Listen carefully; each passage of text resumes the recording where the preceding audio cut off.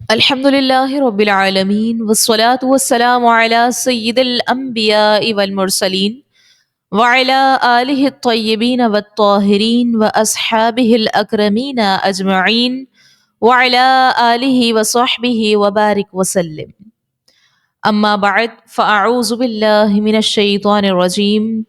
بسم الله الرحمن الرحيم. اللهم صل على سيدنا ومولانا محمد وعلى آله وأصحابه أجمعین۔ اللہ تبارک و تعالیٰ کی حمد و ثنا کے بعد ہم سب اللہ تعالیٰ کا شکر ادا کرتے ہیں جس نے ہمیں ان عظیم ہستیوں کے بارے میں جاننے اور ان کی سیرت سے رہنمائی لینے کا موقع عطا فرمایا جو ہمارے لیے مشعل راہ ہیں۔ رسول اللہ صلی اللہ علیہ وسلم پر درود و سلام ہو، جن کے سب سے قریبی ساتھی اور اسلام کے سب سے پہلے خلیفہ سیدنا ابو بکر صدیق رضی اللہ عنہ آج ہمارے موضوع گفتگو ہیں۔ حضرت ابو بکر صدیق رضی اللہ عنہ کی شخصیت نہ صرف ایمان، صدق اور وفا کا پیکر تھی، بلکہ آپ کی زندگی اسلام کی خدمت کے لیے وقف تھی۔ آج ہم ان کی زندگی کے ان پہلوؤں پر روشنی ڈالیں گے جن سے ہم ان کی عظمت کو سمجھ سکیں اور اپنی زندگیوں میں ان کے نقش قدم پر چلنے کی کوشش کریں۔ آج ہم ان کے یوم وصال پر ان کی سیرت کی چند جھلکیاں سماعت کریں گے اور ان کی زندگی سے سبق لیں گے کہ ہم کس طرح اپنی زندگی کو دین اسلام کے مطابق ڈھال سکتے ہیں۔ انبیاء کرام علیہم الصلاۃ والسلام کے بعد انسانوں میں سب سے افضل شخصیت حضرت ابو بکر صدیق رضی اللہ عنہ ہیں، جنہیں رسول اللہ صلی اللہ علیہ وسلم اپنا خلیل بنانا چاہتے تھے، جن کو قرآن مجید فرقان حمید میں اللہ نے سچائی کی تائید کرنے والا اور حق و سچ کا پیکر قرار دیا، جنہوں نے زمانے جاہلیت میں بھی شراب، جوا اور ہمہ جہتی منکرات سے اجتناب کیا۔ آپ وہ ہیں جنہیں رسول اللہ صلی اللہ علیہ وسلم نے مسلمانوں کی امامت تفویض کی، جنہیں جنت کے سبھی دروازے سے داخل ہونے کی دعوت دیں گے۔ وہ جس نے اسلام اور پیغمبر اسلام صلی اللہ علیہ وسلم پر اس قدر احسان کیے کہ خود رسول اللہ صلی اللہ علیہ وسلم نے فرمایا ان کے احسانات کا بدلہ خود اللہ تبارک و تعالی چکائے گا۔ وہ جو صرف عشرہ مبشرہ میں ہی شامل نہیں بلکہ رسول اللہ صلی اللہ علیہ وسلم نے کیا فرمایا کہ تم میرے حوض کوثر پر بھی رفیق ہوگے، میرے ساتھ ہی ہوگے، جیسے سفر ہجرت میں میرے ساتھ تھے۔ سبحان اللہ۔ حضرت ابو بکر صدیق رضی اللہ تعالیٰ عنہ، آپ کی ولادت عام الفیل کے 2 سال اور چند ماہ بعد مکہ مکرمہ میں ہوئی۔ حضرت سیدنا ابو بکر صدیق رضی اللہ عنہ کا نام عبداللہ بن عثمان بن عامر بن عمر بن کعب بن تیم بن مرہ بن کعب ہے۔ مرہ بن کعب تک آپ کے سلسلے نسب میں کل 6 واسطے ہیں۔ مرہ بن کعب پر جا کر آپ رضی اللہ عنہ کا سلسلہ رحمت للعالمین صلی اللہ علیہ وسلم کے نسب سے جا ملتا ہے، اور آپ رضی اللہ عنہ کی کنیت ابو بکر ہے۔ ابو بکر آپ کی جو کنیت ہے اس کی وجوہات کیا ہے، کیا وجہ ہے؟ تو کچھ وجوہات ہیں کہ عربی زبان میں جو ہے البکر جو ہے یہ جوان اونٹ کو کہتے ہیں، جس کے پاس اونٹوں کی کثرت ہوتی ہے یا جو اونٹوں کی دیکھ بھال اور دیگر معاملات میں بہت ماہر ہوتا ہے، عرب لوگ اسے ابو بکر کہتے ہیں۔ آپ رضی اللہ عنہ کا قبیلہ بھی بہت مالدار، بہت بڑا مالدار تھا، اور اونٹوں کے تمام معاملات میں بھی آپ مہارت رکھتے تھے، تو اس لیے آپ بھی ابو بکر کے نام سے مشہور ہو گئے۔ عربی زبان میں ابو کا معنی ہے والا اور بکر کے معنی ہے اولیت، تو ابو بکر کے معنی اولیت والا ہوا۔ چونکہ آپ رضی اللہ عنہ اسلام لانے، مال خرچ کرنے، جان لٹانے، الغرض امت محمدیہ صلی اللہ علیہ وسلم میں ہر معاملے میں اولیت رکھتے ہیں، اس لیے آپ رضی اللہ تعالی عنہ کو ابو بکر یعنی اولیت والا کہا گیا۔ آپ رضی اللہ تعالی عنہ کے دو لقب زیادہ مشہور ہیں اور وہ ہیں عتیق اور صدیق۔ پہلا جو لقب ہے عتیق، اسلام میں سب سے پہلے آپ کو اسی لقب سے ملقب کیا گیا۔ حضرت سیدنا عبداللہ بن زبیر رضی اللہ تعالی عنہ سے روایت ہے کہ حضرت سیدنا ابو بکر صدیق رضی اللہ عنہ کا نام عبداللہ تھا۔ نبی کریم صلی اللہ علیہ وسلم نے انہیں فرمایا کہ انت عتیق من النار، تم جہنم سے آزاد ہو۔ تو تب سے آپ رضی اللہ تعالی عنہ کا نام عتیق ہو گیا۔ اور صدیق کہنے کی وجہ ام المومنین حضرت عائشہ صدیقہ رضی اللہ تعالی عنہ سے مروی ہے کہ رسول اللہ صلی اللہ علیہ وسلم کو مسجد حرام سے مسجد اقصی کی سیر کرائی گئی، تو آپ صلی اللہ علیہ وسلم نے دوسری صبح لوگوں کے سامنے اس مکمل واقعے کو بیان فرمایا۔ مشرکین دوڑتے ہوئے حضرت سیدنا ابو بکر صدیق رضی اللہ عنہ کے پاس پہنچے اور کہنے لگے هل لک الی صاحبک یزعم اسری بہ اللیلۃ الی بیت المقدس، کیا آپ اس بات کی تصدیق کر سکتے ہیں جو آپ کے دوست نے کہی ہے کہ انہوں نے راتوں رات مسجد حرام سے مسجد اقصی کی سیر کی؟ تو آپ رضی اللہ تعالیٰ عنہ نے کیا فرمایا، کیا آپ صلی اللہ علیہ وسلم نے واقعی یہ بیان فرمایا ہے؟ تو انہوں نے کہا جی ہاں۔ آپ رضی اللہ عنہ فرماتے ہیں کہ لئن کان قال ذلک لقد صدق، اگر آپ صلی اللہ علیہ وسلم نے یہ ارشاد فرمایا ہے تو یقیناً سچ فرمایا ہے، اور میں ان کی اس بات کی بلا جھجک تصدیق کرتا ہوں۔ انہوں نے کہا کہ آپ اس حیران کن بات کی بھی تصدیق کرتے ہیں کہ وہ آج رات بیت المقدس گئے اور صبح ہونے سے پہلے واپس بھی آ گئے؟ تو آپ رضی اللہ عنہ نے فرمایا کہ نعم نعم انی لاصدقہ فیما هو ابعد من ذلك اصدقہ بخبر السماء فی غدوتی او روحتی۔ جی ہاں، میں تو آپ صلی اللہ علیہ وسلم کی آسمانی خبروں کی بھی صبح شام تصدیق کرتا ہوں، اور یقیناً وہ تو اس بات سے بھی زیادہ حیران کن اور تعجب والی بات ہے۔ تو اس واقعے کے بعد آپ رضی اللہ تعالی عنہ صدیق مشہور ہو گئے، سچ کہنے والے۔ آپ کا حلیہ مبارکہ کیسا تھا؟ آپ رضی اللہ تعالی عنہ کا رنگ جو تھا وہ سفید، جسم دبلا اور رخسار کم گوشت والے تھے، چہرے اقدس اور ہاتھ کے پشت کی رگیں واضح نظر آتی تھیں۔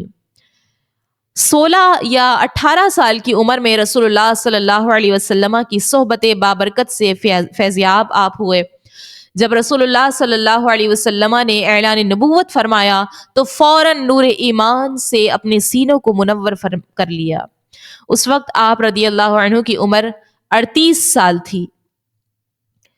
آپ رضی اللہ عنہ کے والد محترم کا نام عثمان بن عامر بن عمر بن کعب بن سعد بن تیم بن مرہ بن کعب بن لوئی بن غالب بن فہر قرشی تیمی ہے، اور کنیت ابو قحافہ ہے۔ آپ فتح مکہ کے روز اسلام لائے اور آپ صلی اللہ علیہ وسلم کی بیعت کی۔ حضرت سیدنا ابو بکر صدیق رضی اللہ عنہ کی وفات کے بعد بھی آپ زندہ رہے اور ان کے وارث ہوئے۔ آپ نے خلافت فاروقی میں وفات پائی، اور آپ رضی اللہ عنہ کی والدہ محترمہ کا نام سلمہ بنت صخر بن عامر بن کعب بن سعد بن تیم بن مرہ ہے، اور کنیت آپ کی ام الخیر ہے۔ آپ حضرت ابو بکر صدیق رضی اللہ عنہ کے والد کے چچا کی بیٹی ہیں، اور ابتدائے اسلام میں ہی آپ صلی اللہ علیہ وسلم کے ہاتھ پر بیعت کر کے مشرف با اسلام آپ ہو گئی تھیں۔ مدینہ منورہ میں جمادی الثانی 13 ہجری میں آپ کی وفات ہوئی۔ حضرت ابو بکر صدیق رضی اللہ عنہ کی ازواج کی تعداد 4 ہے۔ آپ نے 2 نکاح مکہ مکرمہ میں کیے اور 2 مدینہ منورہ میں آپ نے نکاح کیے۔ ان ازواج میں سے آپ کے 3 بیٹے اور 3 بیٹیاں ہوئیں۔ حضرت سیدنا صدیق اکبر رضی اللہ عنہ کا پہلا نکاح قریش کے مشہور شخص عبد العزیٰ کی بیٹی ام قتیلہ سے ہوا۔ اس سے آپ رضی اللہ عنہ کے ایک بیٹے حضرت سیدنا عبداللہ رضی اللہ عنہ اور ایک بیٹی حضرت سیدہ اسماء رضی اللہ تعالی عنہا پیدا ہوئیں، اور آپ رضی اللہ تعالی عنہ کا دوسرا نکاح رومان زینب بنت عامر بن عویمر سے ہوا. ان سے ایک بیٹے حضرت سیدنا عبد الرحمن رضی اللہ عنہ اور ایک بیٹی ام المومنین حضرت سیدہ عائشہ صدیقہ رضی اللہ تعالی عنہا پیدا ہوئیں. سیدنا صدیق اکبر رضی اللہ عنہ نے تیسرا نکاح حبیبہ بنت خارجہ بن زید سے کیا. ان سے آپ رضی اللہ عنہ کی سب سے چھوٹی بیٹی حضرت سیدہ ام کلثوم رضی اللہ تعالی عنہا پیدا ہوئیں. آپ رضی اللہ تعالی عنہ نے چوتھا نکاح سیدہ اسماء بنت عمیس سے کیا اور یہ حضرت سیدنا جعفر بن ابی طالب رضی اللہ عنہ کی زوجہ تھیں. جنگ معطہ کے دوران شام میں حضرت سیدنا جعفر رضی اللہ عنہ کے بعد حضرت سیدنا ابو بکر صدیق رضی اللہ عنہ نے ان سے نکاح کر لیا اور حجۃ الوداع کے موقع پر ان سے آپ رضی اللہ تعالیٰ عنہ کے بیٹے محمد بن ابو بکر پیدا ہوئے. جب حضرت سیدنا ابو بکر صدیق رضی اللہ عنہ نے دنیا سے پردہ فرمایا تو حضرت سیدنا علی المرتضیٰ رضی اللہ تعالیٰ عنہ نے آپ سے نکاح کر لیا. اس طرح آپ کے بیٹے محمد بن ابو بکر کی پرورش حضرت سیدنا علی المرتضیٰ رضی اللہ تعالی عنہ نے فرمائی. اور آپ رضی اللہ تعالی عنہ انبیاء اور مرسلین علیہم السلام کے بعد تمام مخلوقات الہی میں سب سے افضل و اعلیٰ ہیں. آزاد مردوں میں سب سے پہلے ایمان کی دولت سے آپ سرفراز ہوئے. رحمت عالم صلی اللہ علیہ وسلم کی ظاہری حیات مبارکہ میں 17 نمازیں پڑھانے کا شرف بھی آپ نے حاصل کیا. آپ رضی اللہ تعالی عنہ آپ ہی نے سب سے پہلے قرآن شریف کو جمع کیا. حضرت سیدنا صدیق اکبر رضی اللہ عنہ کے گھرانے کو ایک ایسا شرف حاصل ہے جو اس گھرانے کے علاوہ کسی اور مسلمان گھرانے کو حاصل نہیں ہوا. حضرت سیدنا صدیق اکبر رضی اللہ عنہ خود بھی صحابی ہیں. ان کے والد حضرت ابو قحافہ رضی اللہ عنہ وہ بھی صحابی ہیں. آپ کے تینوں بیٹے حضرت عبداللہ رضی اللہ عنہ, حضرت عبد الرحمن رضی اللہ عنہ, حضرت محمد بن ابو بکر رضی اللہ عنہ بھی صحابی. آپ رضی اللہ عنہ کے پوتے بھی صحابی. آپ کی بیٹیاں حضرت سیدہ عائشہ صدیقہ رضی اللہ عنہا, حضرت سیدہ اسماء رضی اللہ عنہا اور حضرت سیدہ ام کلثوم رضی اللہ عنہا بنت ابو بکر تمام کے تمام صحابیات, اور آپ کے نواسے بھی صحابی ہوئے. قرآن مجید فرقان حمید کی تقریباً 32 آیات کے متعلق آپ کے متعلق ہے جن سے آپ کی شان کا اظہار ہوتا ہے. تقریباً 32 آیات آپ کے بارے میں ہیں. قرآن میں سیدنا صدیق اکبر رضی اللہ عنہ کا تذکرہ سورہ آل عمران, سورہ لیل, سورۃ اللیل کے اندر ہے, سورۃ التوبہ, سورۃ الزمر اور سورۃ الفتح میں بھی ہوا ہے جن میں آپ کے مناقب بیان ہوئے. ان میں سے پارہ 30 سورۃ اللیل کے اندر اللہ تبارک و تعالی کا ارشاد گرامی ہے, فرمایا کہ وَسَيُجَنَّبُهَا الْأَتْقَى الَّذِي يُؤْتِي مَالَهُ يَتَزَكَّى وَمَا لِأَحَدٍ عِندَهُ مِن نِعْمَةٍ تُجْزَى إِلَّا ابْتِغَاءَ وَجْهِ رَبِّهِ الْأَعْلَى وَلَسَوْفَ يَرْضَى. اور عن قریب سب سے بڑے پرہیزگار کو اس آگ سے دور رکھا جائے گا جو اپنا مال دیتا ہے تاکہ اسے پاکیزگی ملے اور کسی کا اس پر کچھ احسان نہیں, جس کا بدلہ دیا جانا ہو صرف اپنے سب سے بلند شان والے رب کی رضا تلاش کرنے کے لیے, اور بے شک قریب ہے کہ وہ خوش ہو جائے. جب حضرت سیدنا صدیق اکبر رضی اللہ عنہ نے حضرت بلال رضی اللہ عنہ کو بہت مہنگی قیمت پر خرید کر آزاد کیا تو کفار کو حیرت ہوئی اور انہوں نے کہا کہ ابو بکر صدیق رضی اللہ عنہ نے ایسا کیوں کیا؟ شاید بلال کا ان پر کوئی احسان ہوگا جو انہوں نے اتنی مہنگی قیمت دے کر انہیں خریدا اور آزاد کر دیا. تو اس پر یہ آیت مبارکہ نازل ہوئی اور ان میں یہ ظاہر فرما دیا گیا کہ ابو بکر صدیق رضی اللہ عنہ کا یہ فعل محض اللہ تبارک و تعالی کی رضا کے لیے ہے, کسی کے احسان کا بدلہ نہیں ہے, اور نہ ان پر حضرت بلال رضی اللہ عنہ وغیرہ کا کوئی احسان ہے. اور اس کے علاوہ بہت سی آیات مبارکہ آپ کے حق میں نازل ہوئی ہیں. تو آج کے سیشن میں ہم نے حضرت ابوبکر صدیق رضی اللہ تعالی عنہ کی ابتدائی زندگی, آپ کے نام, تعارف, القابات اور آپ کی سیرت کے بارے میں چند جھلکیاں سماعت کی. لیکن یہ صرف ان کی زندگی کے چند پہلو تھے. حضرت ابو بکر صدیق رضی اللہ عنہ کی خلافت کا دور، ان کی بے مثال قیادت اور دین کے لیے ان کے عظیم خدمات ہمارے دوسرے سیشن کا حصہ ہوں گے۔ حضرت ابو بکر صدیق رضی اللہ عنہ کا دور خلافت نہ صرف تاریخ بلکہ آج کے زمانے کے لیے بھی ایک زبردست رہنمائی فراہم کرتا ہے۔ تو ہم آپ کو دعوت دیتے ہیں کہ اگلے سیشن میں ضرور شامل ہوں تاکہ ہم اس عظیم ہستی کی مکمل زندگی سے سبق حاصل کر سکیں اور اپنی زندگیوں کو ان کے نقش قدم پر ڈھال سکیں۔